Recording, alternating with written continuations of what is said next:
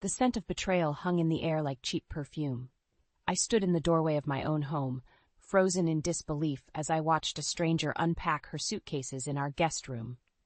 "Lynn, honey, you're home early," Eric's voice called out from behind me. I turned to face my husband, his smile faltering as he caught sight of my expression. "Who is that?" I asked, my voice barely above a whisper. Eric's eyes darted nervously between me and the woman in the guest room. "That's Sarah, my sister. Remember, I told you about her?" "You told me she was visiting, not moving in," I hissed, trying to keep my voice down. Sarah emerged from the room, all smiles and false warmth. "Lynn, it's so great to finally meet you. Eric's told me so much about you." I plastered on a smile that felt more like a grimace. Wish I could say the same. Eric cleared his throat. "Sarah's going through a tough time. She just broke up with her boyfriend in Europe and needed a place to stay." "And you didn't think to consult me?" I asked, my anger rising. "I didn't think you'd mind," Eric replied, his tone dismissive. Just then, our daughter Emma came bounding down the stairs. She stopped short when she saw Sarah. "Mom, who's that?" "Apparently your new roommate," I muttered. Emma's eyes widened in shock. "What? But that's not fair! I didn't agree to this." Eric stepped forward, his voice stern. "Emma, this is your Aunt Sarah. She'll be staying with us for a while, and I expect you to be polite." I watched as my daughter's face crumpled, her eyes filling with tears before she turned and ran back upstairs. The sound of her door slamming echoed through the house. Sarah at least had the decency to look uncomfortable. Maybe this wasn't such a good idea. "No," I said, my voice cold. "It wasn't." A week into Sarah's unwelcome stay, and our house felt like a powder keg ready to explode. I stood at the kitchen sink, scrubbing dishes with more force than necessary, while Sarah lounged on the couch, flipping through a magazine. "Sarah," I called out, trying to keep my voice level, "could you please help with the dishes?" She glanced up, a look of mild surprise on her face. "Oh, I thought you had it under control. Besides, I'm not feeling great today." I bit my tongue, remembering Eric's words from the night before. "Cut her some slack, Lynn. She's going through a tough time." Just then, Emma trudged into the kitchen, her face a storm cloud. "Mom, Aunt Sarah's stuff is all over the bathroom again. I can't even find my toothbrush." Before I could respond, Eric walked in. "What's the problem now?" he asked, his tone already defensive. "The problem," I said, setting down a plate with a clatter, "is that your sister isn't pulling her weight around here.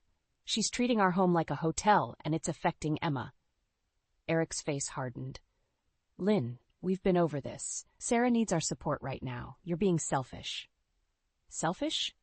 I felt my temper flare. "I'm the one doing everything around here while she—" "Stop it!" Emma shouted, tears in her eyes. "I hate this. I want Aunt Sarah to leave." Eric turned to Emma, his voice sharp.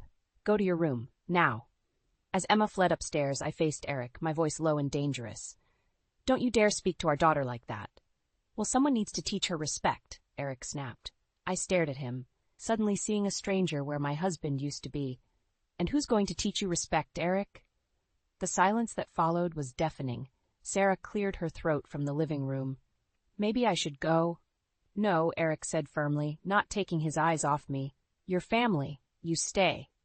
In that moment, I realized this was no longer just about Sarah. Something fundamental had shifted in my marriage, and I wasn't sure we could ever go back. The tension in our house had reached a boiling point. I sat at the kitchen table, my hands wrapped around a mug of cold coffee, when Eric stormed in. "Lynn, we need to talk," he said, his voice tight with anger. I looked up, steeling myself. "About what, Eric?" "About your attitude towards Sarah. She's in tears, saying she feels unwelcome here." I laughed bitterly.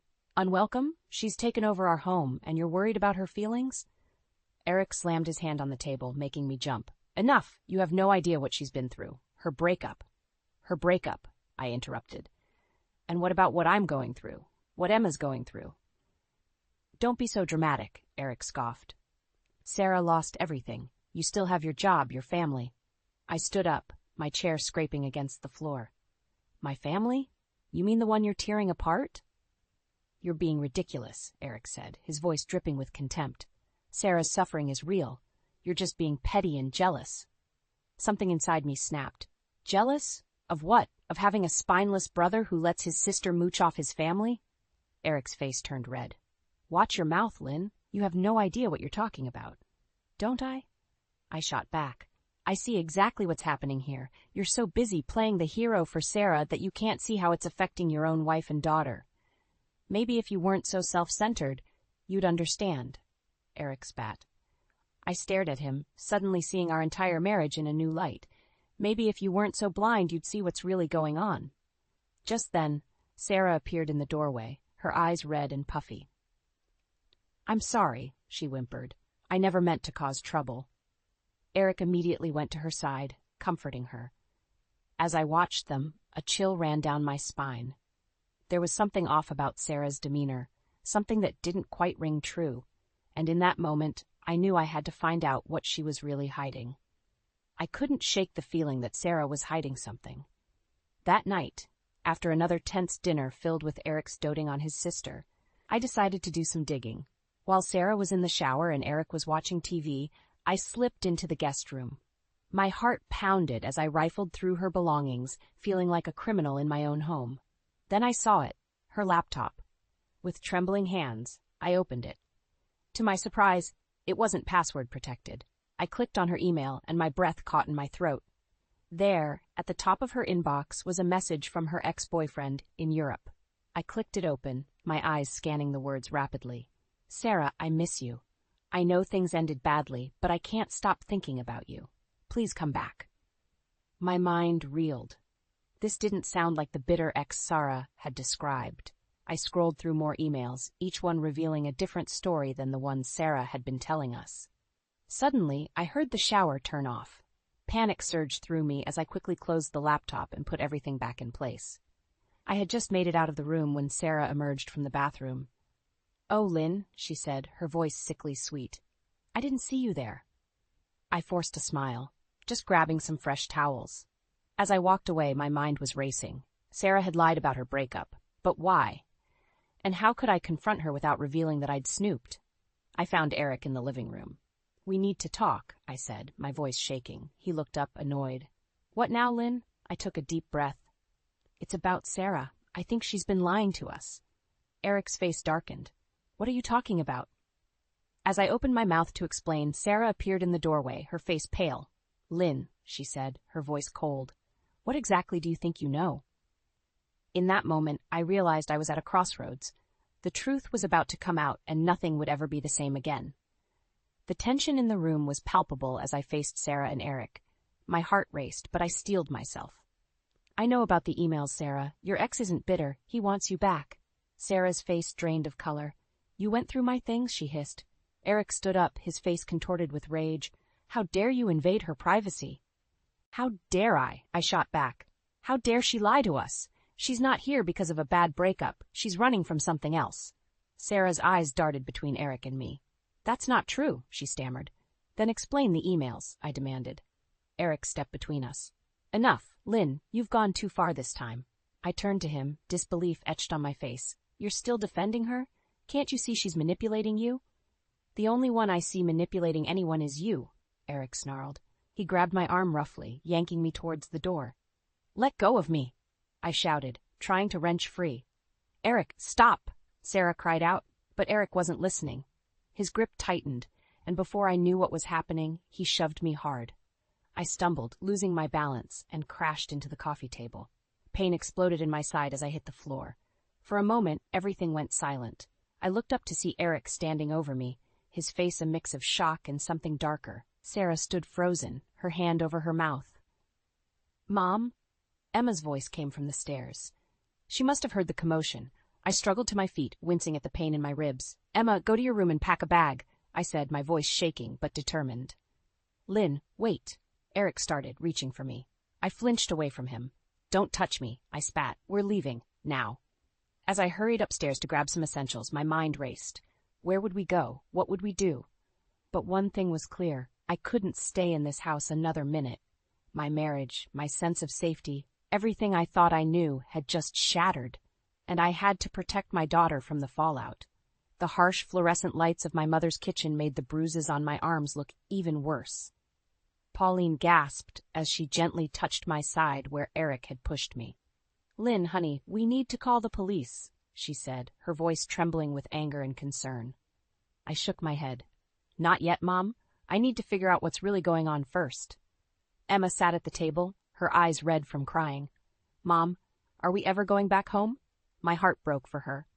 I don't know, sweetheart, but we're safe here with Grandma. As Emma went to bed, I sat with Pauline, pouring out everything that had happened. Her face grew grimmer with each detail. There's more to Sarah's story, I concluded, and I'm going to find out what it is. The next morning, I called in sick to work and started digging. I scoured social media, made discreet calls to old family friends, anything to uncover Sarah's secrets. It was mid-afternoon when I hit pay dirt. A mutual friend from college responded to my message with shocking information. Sarah didn't just cheat on her boyfriend, the message read. She embezzled money from the company they both worked for. He found out and was going to report her. That's why she fled Europe. My hands shook as I read the words. It all made sense now. Sarah's sudden return, her neediness, the lies about her breakup. She wasn't running from a broken heart. She was running from the law. Just then my phone buzzed with a text from Eric. We need to talk. I'm coming over. Panic surged through me. I wasn't ready to face him yet, not until I had all the facts. But as I heard a car pull up outside, I realized I was out of time. I stood up, my heart pounding. Whatever came next, I knew this confrontation would change everything. The truth was about to come out, and I had to be ready for the fallout. My hands trembled as I dialed the international number. After 3 rings, a man's voice answered.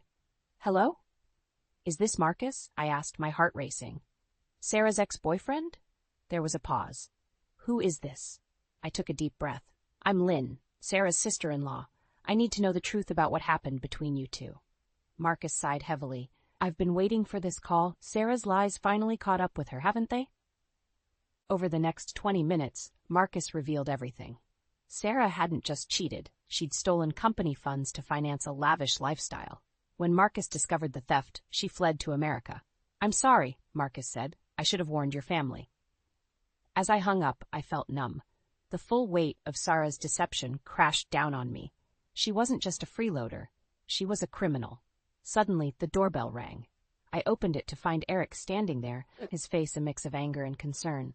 Lynn, we need to talk, he said, pushing past me into the house. You're right, we do, I replied, my voice steady despite my racing heart. I know everything, Eric, about Sarah, about the embezzlement. Eric's face paled. What are you talking about? Don't play dumb, I snapped. Your sister is a thief, and you've been protecting her at the expense of your own family. Eric's expression hardened. You don't understand. She made a mistake. I'm trying to help her. Help her? I laughed bitterly. By destroying our marriage? By hurting me? I never meant to. Eric started, but I cut him off. It's too late for that, I said, my voice breaking. I want a divorce. The words hung in the air between us. Eric stared at me, shock and disbelief etched on his face. In that moment, I realized there was no going back. Everything I'd known, everything I'd built my life around, was crumbling. But as I stood there, facing the man I once loved, I felt a strange sense of calm. The truth was out, and now, finally, I could start to rebuild. I stood in the conference room, facing the company's board of directors, my heart pounding but my resolve unshakable. I have evidence of misconduct and potential criminal activity involving Eric and his sister Sarah, I said, my voice steady. As I laid out the facts, Sarah's embezzlement, Eric's cover-up, and the physical assault, I watched their faces shift from disbelief to shock to anger. When I finished, the room fell silent. The CEO, a woman I'd always admired, spoke first. Lynn, thank you for bringing this to our attention. We'll be launching a full investigation immediately. Eric was called in next. I'll never forget the look of betrayal on his face when he saw me there. But as he tried to deny everything, I realized I no longer cared about his approval or his lies. The following weeks were a whirlwind. Eric was dismissed from the company. Sarah, faced with mounting evidence, fled the country. I filed for divorce and full custody of Emma. Through it all, my mother, Pauline, was my rock. You're stronger than you know, Lynn, she'd tell me. And slowly, I started to believe her. Months later, as Emma and I settled into our new apartment, I felt a sense of peace I hadn't known in years. We were rebuilding our lives, just the two of us, and it felt right. One evening, as we sat on our small balcony watching the sunset, Emma turned to me. Mom, are you happy now? I thought about everything we'd been through, everything I'd learned about myself. Yes, sweetheart, I said, realizing it was true. I am. As the sky turned pink and gold, I reflected on my journey. I'd lost a husband, but I'd found myself. I'd faced betrayal, but discovered my own strength. And though the road had been hard, I knew now that I could face whatever came next. For the first time in years, I looked to the future with hope and excitement. This wasn't an ending, I realized. It was a new beginning.